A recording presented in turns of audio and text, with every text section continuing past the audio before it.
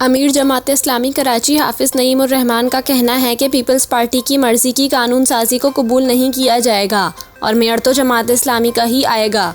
कराची में मीडिया से गुफ्तगू करते हुए हाफिज नईम ने कहा कि मुर्तज़ा वहाब 1 साल एडमिनिस्ट्रेटर रहे, उन्होंने मेयर के इख्तियारात इस्तेमाल किए। उन्होंने कहा कि पीपल्स पार्टी की मर्जी की कानून साजी को कबूल नहीं किया जाएगा। आपका एक ख़ास किस्म का वडेरा माइंड सेट है।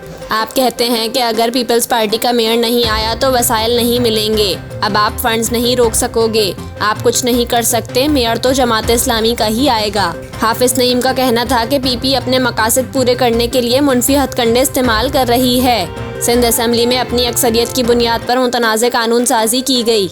कानून के तहत कोई भी कौंसिल के रुकन के बगैर चेयरमैन या मेयर बन सकता है। बल्दियाती एक्ट के मुताबिक उम्मीदवार कौंसिल का मेंबर होना लाजमी है। इसी कानून साजी के मुताबिक हम कौंसिल मेंबर के इलेक्शन में शामिल हुए। ज्यादा सीटों वाला कैसे हारेगा और कम सीटों वाला कैसे जीतेगा।